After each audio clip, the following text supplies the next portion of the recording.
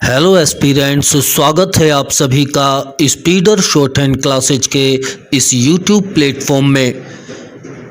दोस्तों रेडी हो जाएगा डिक्टेशन लिखने के लिए 5 सेकंड में।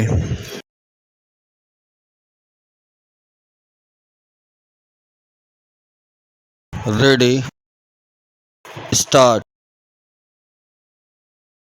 महोदय, यह भी विचार किया गया है कि जो व्यक्ति समाज में काम करता है, चाहे आविष्कार का काम करे, चाहे दूसरा कोई काम करे, उसको उस काम में तब तक सफलता नहीं मिल सकती है जब तक कि समाज का सहयोग या समाज ने जो परिश्रम किया है या कुछ आविष्कार किया है उसका उपयोग उसको प्राप्त न हो, उसका उपयोग वह न कर सके।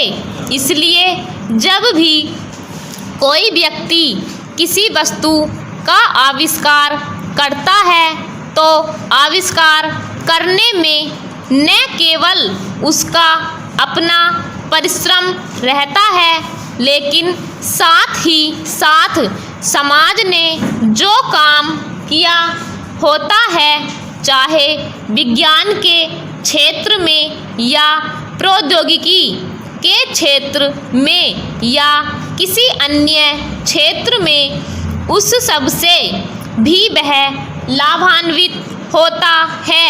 इसलिए जब हम किसी आविष्कारक के किसी आविष्कार के अधिकार की रक्षा करना चाहते हैं तो उसके साथ साथ यह भी विचार हमारे दिमाग में आता है, जिस व्यक्ति ने समाज की सहायता से आविष्कार किया है, उस समाज ने भी उसका फल अधिक से अधिक मिलना चाहिए।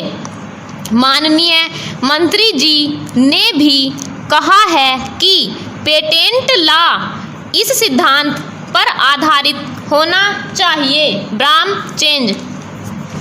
मैं समझता हूँ कि पेटेंट लॉ के पीछे 2 सिद्धांत निश्चित हैं। पहला सिद्धांत तो यह है कि जो व्यक्ति परिश्रम करके धन लगाकर, अपना दिमाग लगाकर के किसी वस्तु का आविष्कार करता है, उसके तथा अपने परिवार के लोगों के अधिकारों की जहां रक्षा होनी चाहिए, उसके साथ ही साथ जैसा मैंने अभी कहा है, कोई व्यक्ति समाज में व्यर्थ में काम नहीं करता है, वरन पिछले समाज के लोगों ने जो जो काम किए होते हैं, चाहे विज्ञान के क्षेत्र में या प्रौद्योगिकी के क्षेत्र में या किसी अन्य क्षेत्र में, और जिनके आधार पर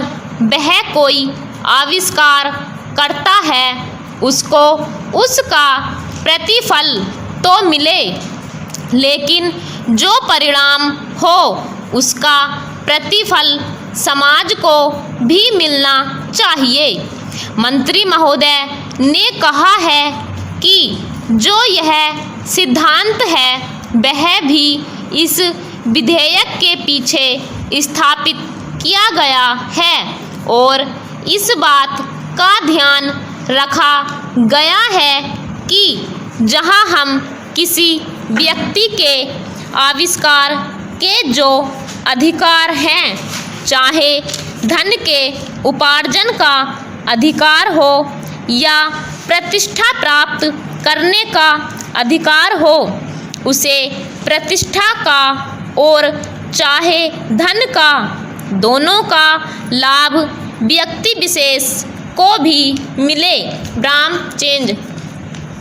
महोदय, देश में जो उद्योग धंधा चल रहा है या देश की उन्नति करने का, देश में समृद्धि लाने का जो वैज्ञानिक या प्रौद्योगिकीय आविष्कार हो रहा है, उसमें भी उसका उपयोग पूरा हो।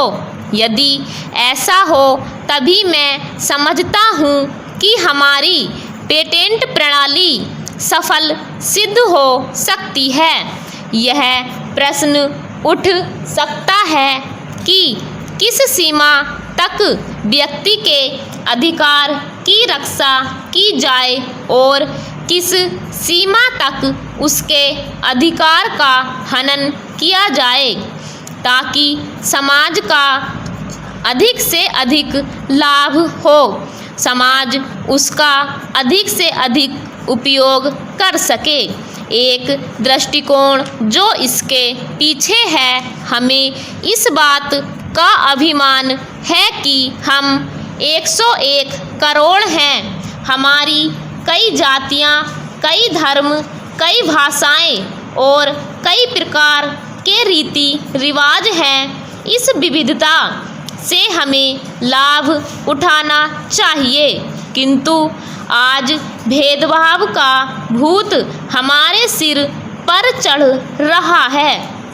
भारत को स्वतंत्रता मिली है, इसका अर्थ यह होना चाहिए कि गरीबों की सेवा के लिए आज तक हमें जो सुविधाएं उपलब्ध नहीं थीं, वे मिली हैं। जिस प्रकार भरत ने अयोध्या के राज्य को राम का समझकर सेवक वृत्ति से राज्य का काम संभाला था, उसी प्रकार हमें समझना चाहिए कि राज्य गरीब जनता का है और उसके नाम पर उसके संरक्षक बनकर हमें उसको चलाना है। अब गरीब को ऐसा अनुभव होना चाहिए कि हर एक उसकी सेवा में लग रहा है। सूर्य के उदय होने पर धनी गरीब सबके घरों में प्रकाश पहुंचता है, ठीक उसी प्रकार स्वराज्य का लाभ सबको एक समान मिलना चाहिए। इसका सुख धनी निर्धन सबको बराबर मिलना चाहिए। जनता को हमने वचन दिया था कि स्वराज्य मिलने पर हम आपके दुख दूर करेंगे। अब वह समय आ गया है जब कि हमें अपने उस दिए हुए वचन को सार्थक करना है। ब्राह्म चेंज। इतने बड़े देश में विचार भेद होना स्वाभाविक है। यह देखना है कि हम लोगों के विचारों में कुछ समान अंश भी हैं या नहीं।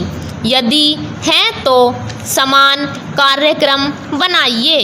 इस प्रकार कार्य करने से हमारे भेदभाव कम होते होते एक दिन मिट जाएंगे और अच्छी बातों का अपने आप उदय होने लगेगा।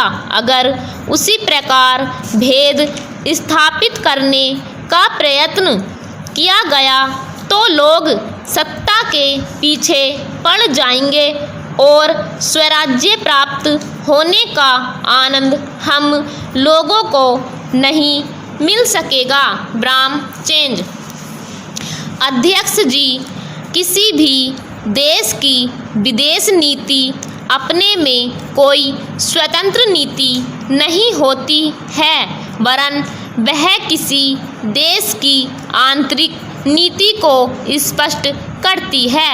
उदाहरण के लिए हम अमेरिका को ले सकते हैं। उसने अपने यहाँ अधिक अन्न पैदा किया और जब उसके पास अनाज फालतू बच गया तब वह अपने बकाया अनाज की बिक्री के लिए ऐसे देशों की तलाश करने लगा जो उधार पर माल ले सकते हों, किंतु हमारी आंतरिक नीति ने यह तय किया कि खर्चीले ढंग से सरकार चलाएंगे और स्वदेशी मुद्रा की कोई राशि हमारे पास नहीं बचेगी।